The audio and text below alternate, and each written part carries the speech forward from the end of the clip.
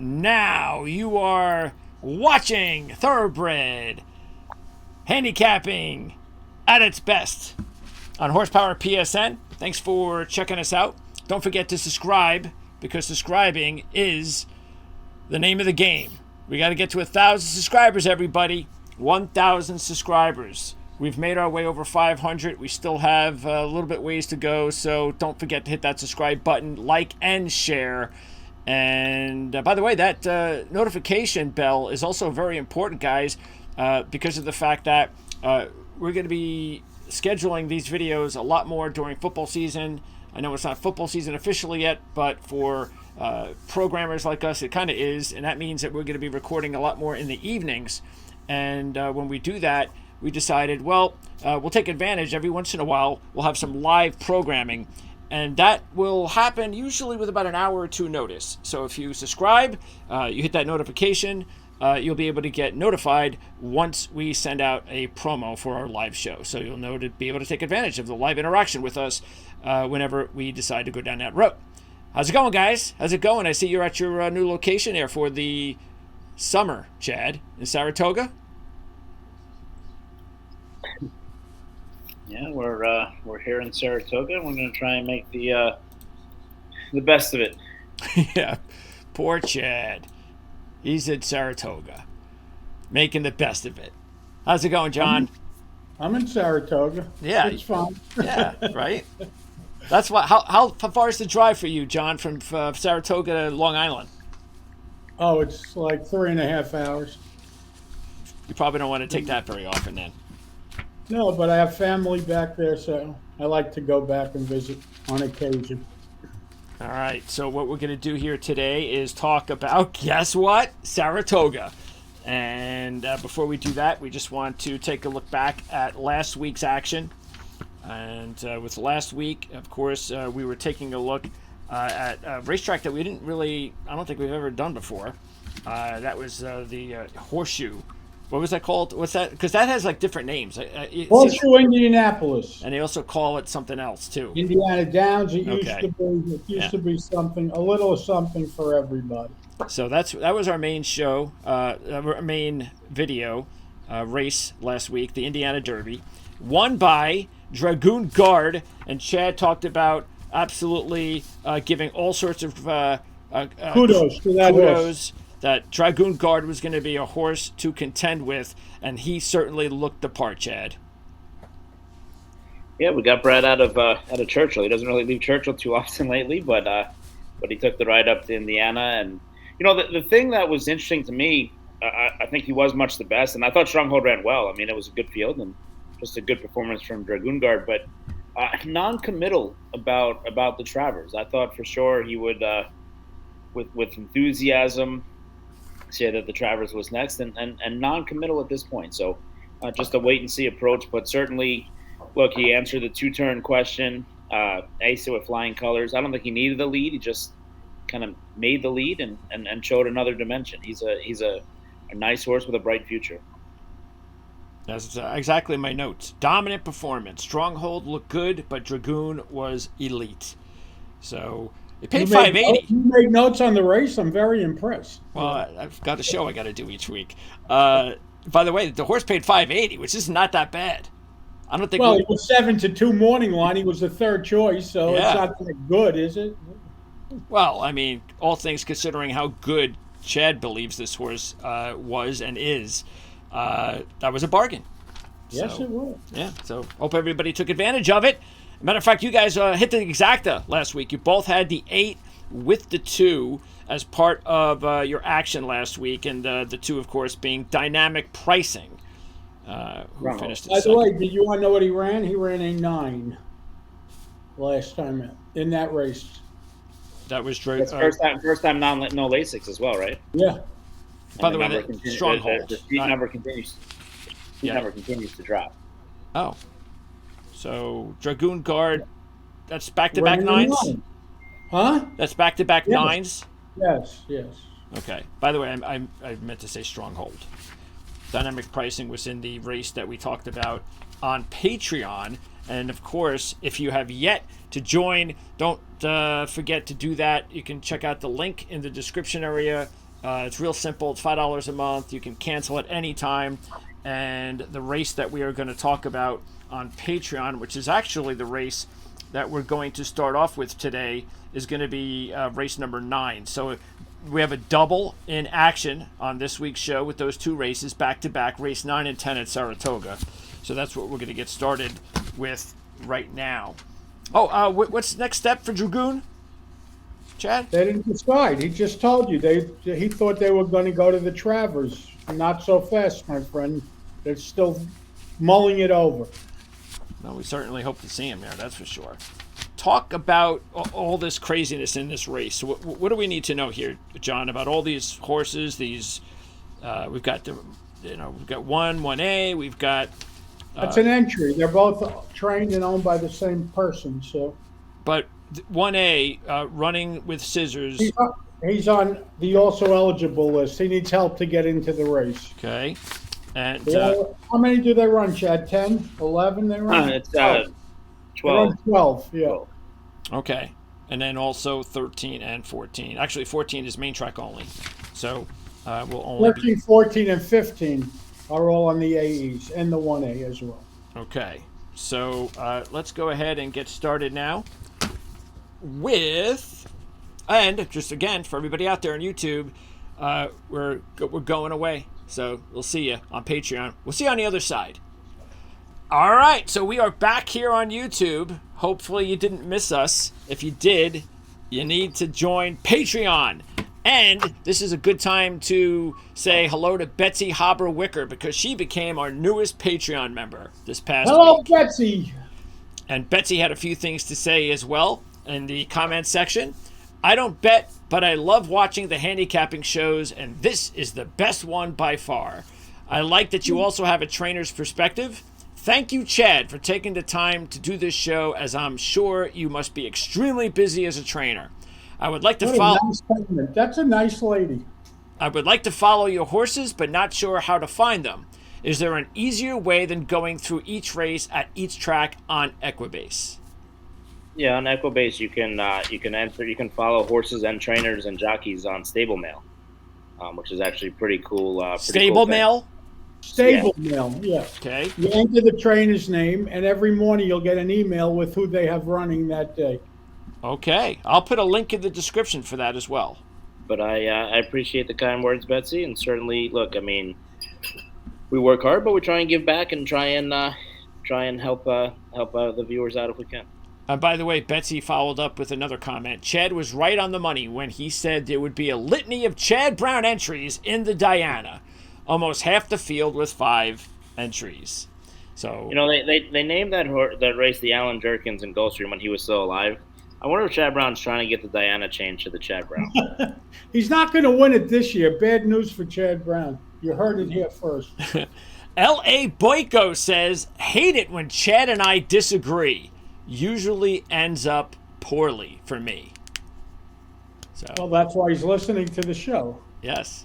Remember I was asking about Bill Winkleman, and we were wondering when he joined. We thought maybe it was after he found out about that he just missed on that long shot Fort Washington a few weeks ago. Anyway, Bill responded, I joined last Sunday after Chad had the winner and exacta. I added the 4. I'm from Maryland. So the 4 looked good enough to hit the board. I've watched your show. That's me on Prime Sports Network. Actually, that's us on Prime Sports Network because we used to have the show on Prime Sports Network before we moved over here to Horsepower PSN. Chad makes a great addition. His comment about Catching Freedom being shipped all over the East Coast in the heat made sense. That changed my mind. Great show. Bill Winkleman. Thank you, Bill. Let's see. Also, we have a couple more to go. Pick the pros and ponies. What does Chad Summers do with all the money he makes doing this podcast? Puts it into feeding his horses. And they'd be starving to death. And Pick the Pros and Ponies wants to know, is Saez better than Loscano on turf? My opinion, I think Saez is one of the top 3, 4, 5 riders in the world. I don't know if that's the case. Loscano's terrific. Take nothing away from him, but I just give the edge to the other guy. I'll give a slight edge to Louis. So All right. we agree. Here we go. Race number 10 at Saratoga. This is the Grade 1 Diana Stakes. This is the race of the week. First week for the races, of course. The meet opening up at Saratoga. So this is the first big one. 1.125 miles, inner turf. And this is a $500,000 purse for fillies and mares 4-year-old and up. By the way, the morning line favorite is the 4 Didia, a 7-2 shot. Even though there were several other horses right behind. Just by the sheets only, Didia and the 1 who we're going to talk about right now, Moira, look to be the favorites. And that's because John Moira... That's not true. What about White Beam? He's just as fast as they are, and he has a win at Saratoga. Yeah, that's White Beam has a 7, and that's it. Oh, okay. I'm not saying that. I just said he's among the 4 favorites. The 4, the 6, the 10, and the 1. But the 4 and the 1, I mean, the 4's got an 8.999, and Moira has an 8.97 in the last 3. So that's why I was just going on recent performances by the sheet numbers. Just FYI, the White Beam 7 was at Saratoga last year out of nowhere. That race is that race sticks out. I'm just saying. Sure, and we'll get to White Beam. Sounds like John's got an early favorite for his pick this week. No, I like Didia, to tell you the truth, but now I'm looking to maybe make a case for White Beam. Go ahead. All right, Moira. Let's start with Gaff Leon's horse here. They paid a shitload of money for Moira. And if you look at it, Moira's best sheet number, the 7, actually happened at this distance. He's only run at this distance once, so he's 1 for 1. He's got a Grade 2 win, but this horse has not run since participating in the Breeders' Cup race in November when she ran an 8. The problem I have with this horse is all those races, the last race was at Santa Anita, but for the most part, most of this horse's races are in Woodbine. And not all Woodbine horses come here and run well. I know some do. So last week, I think one did. But for the most part, I would rather bet horses that have already started here as opposed to the Woodbine shippers. I could be wrong. I mean, if you're just looking at raw numbers, this horse is fast. Never runs a bad race. She doesn't. But again, it's a Woodbine horse, so I don't know. A couple things to unwind here. I don't think she was actually sold for $3 million. I think she pretends sold for $3 million because it's the same ownership group that owned her before. So that's for starters. It was a cool sportsman thing to bring her back. She doesn't owe anybody anything. She ran an awesome 3rd in the Breeders' Cup last year in Santa Anita. She's worked really, really well, really forward for this race here. It makes sense to just chase Grade 1s. It's the only thing missing from her resume. Okay, she's Grade 1 place. 3rd in the Breeders' Cup, multiple stakes winner. She's made $1.4 million. Okay, she's 11 for 13 in the money, but they want a Grade 1 for the resume, and maybe they'll get a real $3 million for her at the sale this year. So, Diana makes sense as the first one. I think from the Diana she'll go to the EP Taylor, and then try the Breeders' Cup, and it'll be a 3-race campaign. And she's well prepared for this effort, but unfortunately, she has to run against 5 Chad Brown horses. So yeah. She'll have her work cut out for her because. As we've seen countless times before in these races, the Chad Brown horses very much are a full roller derby team, and their mission is not only to make sure they win the race, but to make sure that everybody else loses the race. So I will go against Moira here. Okay. By the way, cool horse. One of my favorite horses in training. I love this filly. By the way, she ran a 4 way back in 2021. Like you said, though, John, that was at Woodbine. But I should have asked this in the beginning, though, Chad, since we've already gotten started. But I noticed when I went through that it doesn't look like there's a lot of horses that will be looking for the lead, pace setters. No, and that's why I'm going to end up on a horse that John mentioned before that's not named Didia. There's really no speed in this race at all, and it's going to be interesting to see. White Beam is going to lead, and she's going to win because it's Pratt. Right? No, White Beam, I think can clear. The question is, what does Didia do? And then. It's a kind of a conflict of interest because Jose Ortiz, or as part owner John Stewart calls him, Irad Ortiz, often plays on Team Chad Brown. So there's, does he let White Beam go to set it up for the Philly flag? There's a lot of moving parts. Well, let's talk about one of those Chad Brown horses, Capice. The 8-1, number 2 horse. The best we've seen out of this one is a 9 she ran in May, John. Yeah, listen, This whole field, let's be honest, all could run between an 8 and an 11 for the most part. So this horse falls into that category. I don't particularly like her. The race 2 starts back at Churchill was very good. She reacted last time out, but I think you have better options. The thing with this filly is interesting, okay, because she came in with all the hoopla. Okay, she came from John and Patty God, who do an unbelievable job in Europe, probably the best trainers in Europe. She goes to Chad Brown's barn, and they love her. I mean, she runs on Derby Day. She was supposed to win. She sent off as the 8-5 favorite. Comes up a neck short behind Chili Flag. Runs against a very similar field last time. Goes off at 7-5, and was a no-show. All right, beaten 2 lengths. I don't like the fact that her breezes since then have been very, very slow, comparatively to where she was before and to some of Chad Brown's other horses in the race. I mean, I don't like that 102. I don't like the 101 and 3. But it seems like there's a purpose behind this. It looks like Chad's trying to get her to relax because she's never really gone this far before. She came in from Europe where she was basically a sprinter, 7/8 of a mile, and she ran the 2 races going a mile. They're trying something new going a mile and an eighth, and they're going to see if it works out. So it looks like everything here is by design. I don't know if she's responding well to it or not. This is what I'll say. I'm not going to use her. She's not going to be one of my top picks. But if you're playing these monster pick 4, pick 5s, she's a horse that I might throw on a ticket just in case. I mean, look, you're talking about Chad Brown and Juddmonte and Frankie Dettori. They've won these races before, and they've won it with horses that aren't the favorite before.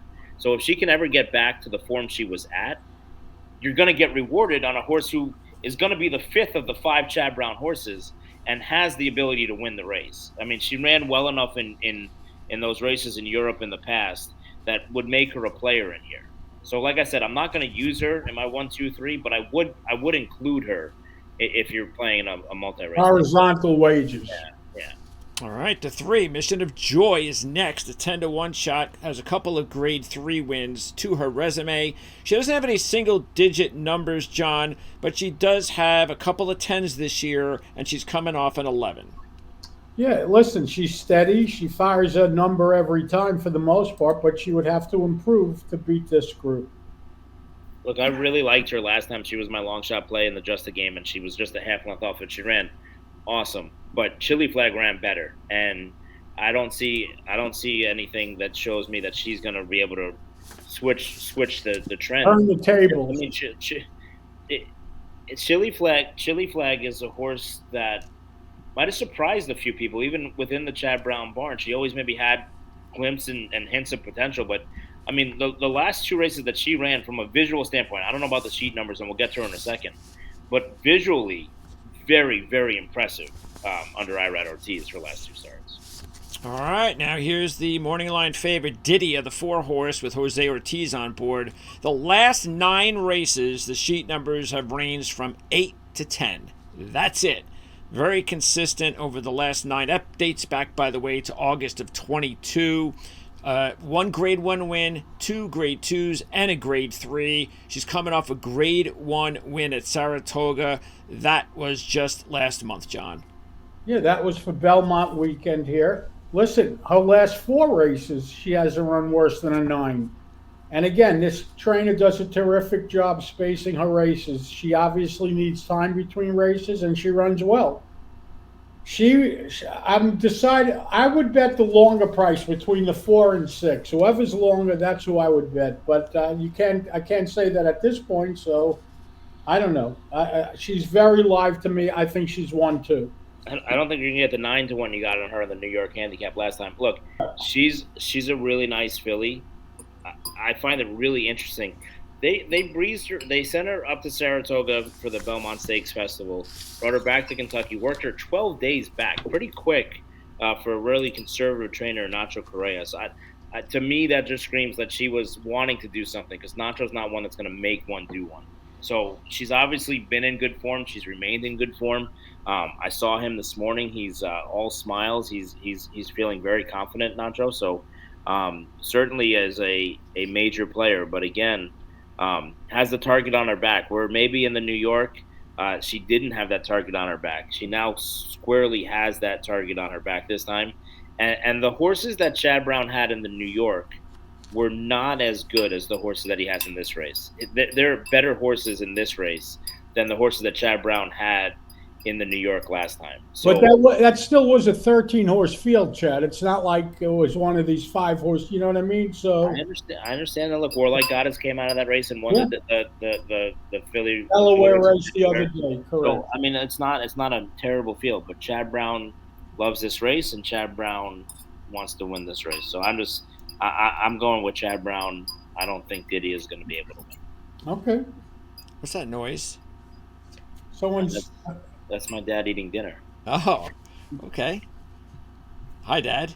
Hi, Dad. By the way, John, would that be a good time for you? And I don't know what your picks are going to be, but considering that there's a lot of good horses in this, and there's going to be not one clear-cut favorite, if you're really torn between, say, the 4 and the 6, just going right after the 4 and 6 heavy on an exacta?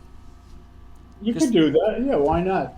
But the payoff will be it's a decent. turf race, and a million things can happen. You don't want to play this. Yeah, The two likely favorites. yeah, well, no, that's not my style. The more I look, I decided I'm going with Didier.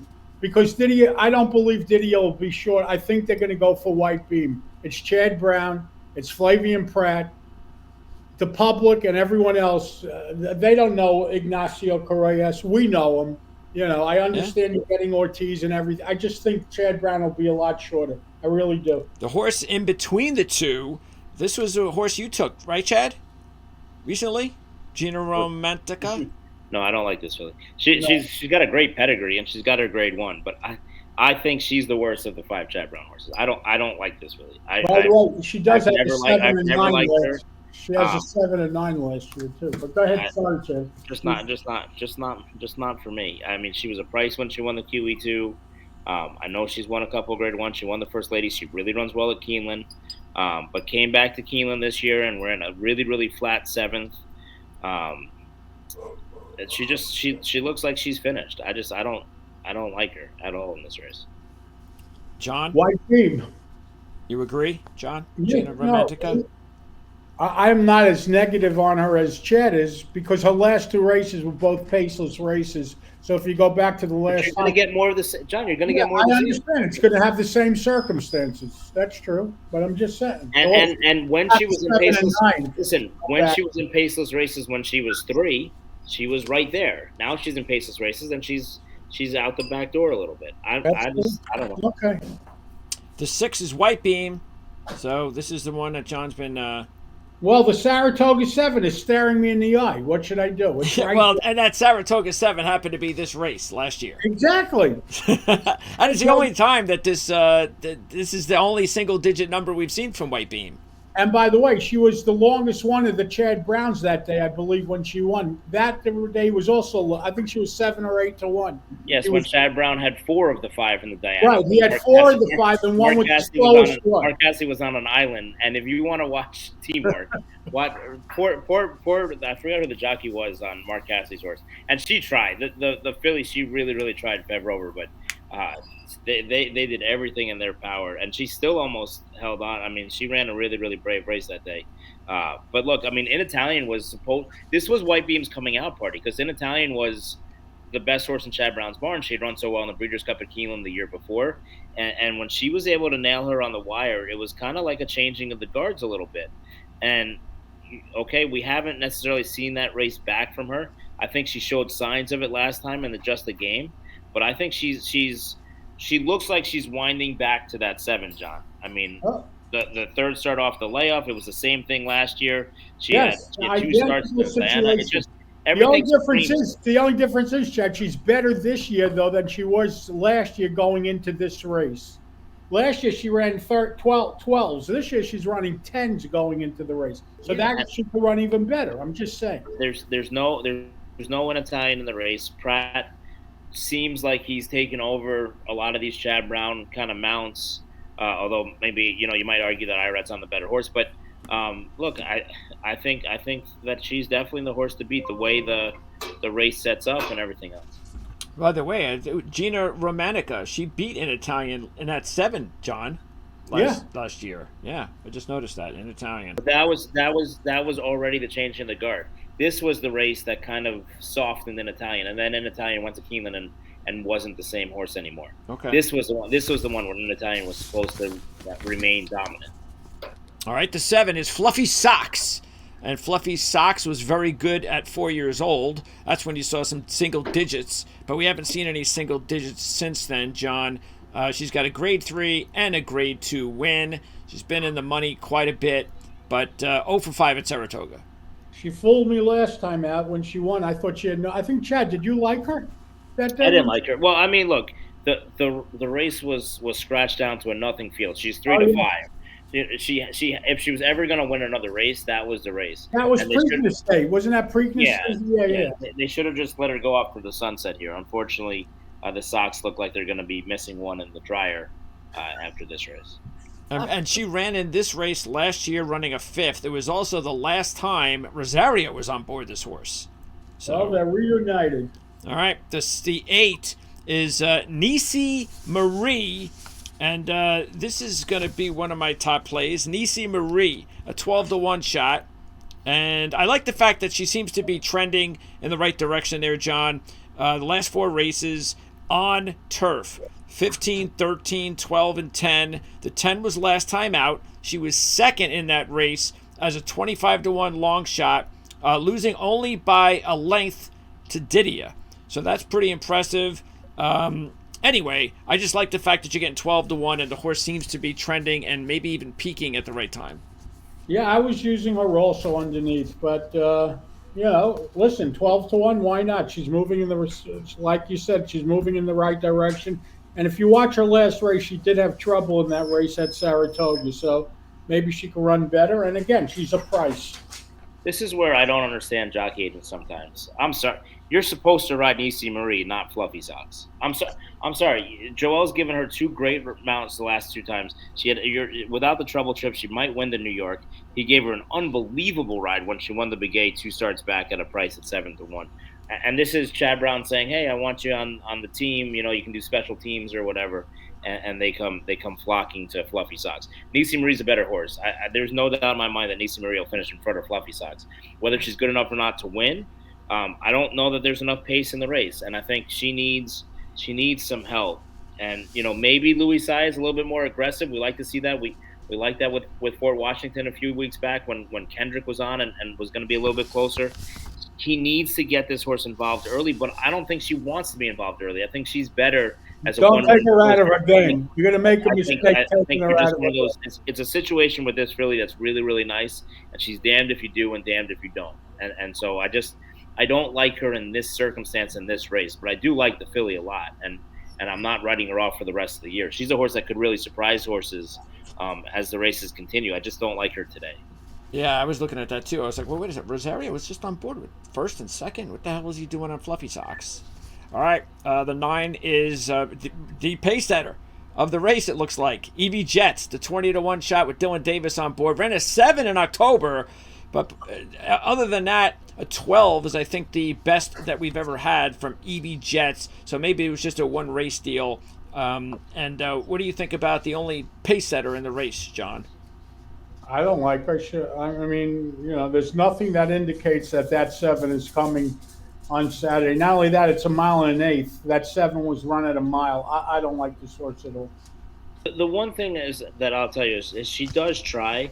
And I think the way the race set up last time, where it was 5 Chad Browns and just the game out of 7, it's they bullied her to the inside. And she had a battle, and she tried. She tried really, really hard. She almost held on for a piece.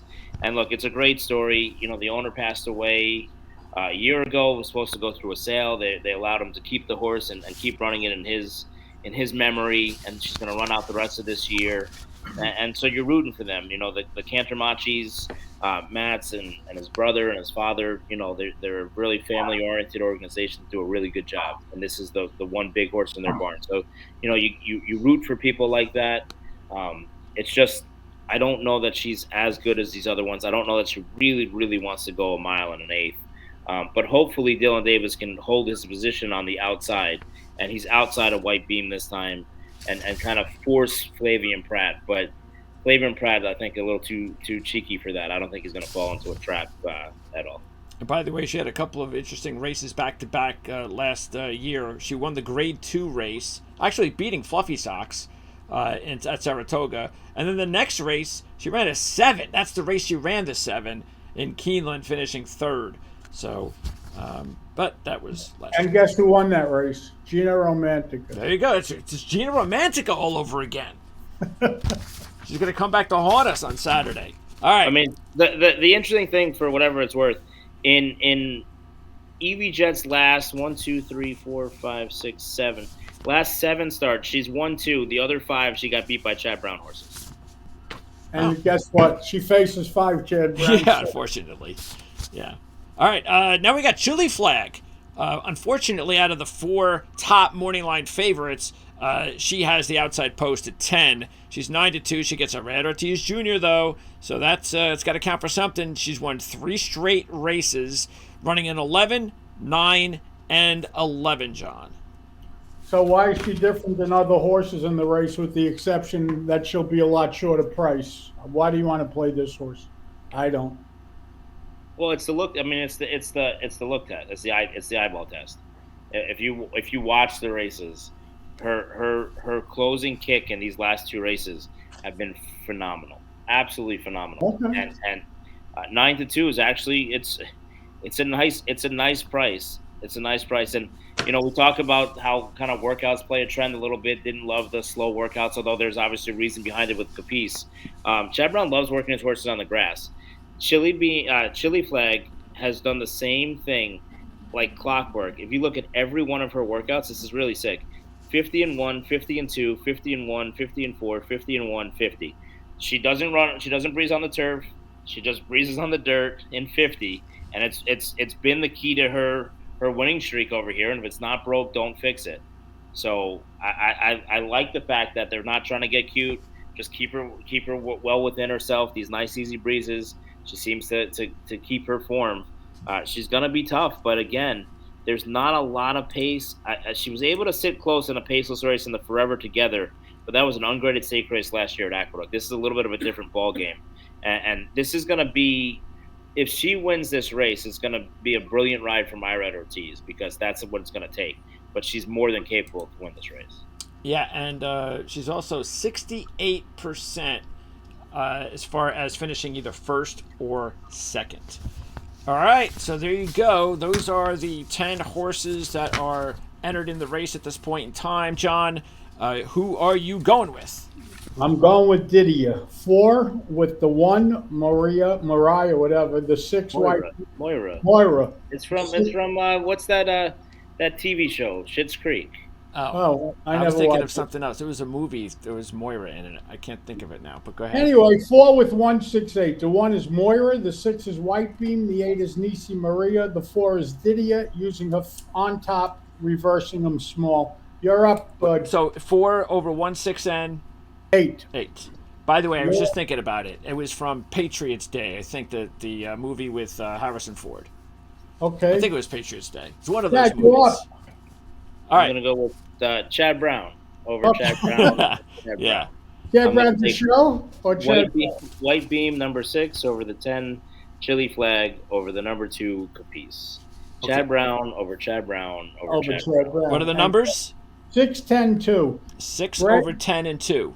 Yes, Greg, you're up. I'm going with the 8, as I mentioned, and I'm going to go, hopefully with a big number. I'm going 8 over 5 and 10. I have to put Gina Romantica in there. Have to. I was close to using it. Greg's doing his research, and he knows that Saratoga is the graveyard of favorites. It certainly there you is. go. Start out on Saturday in the Diana.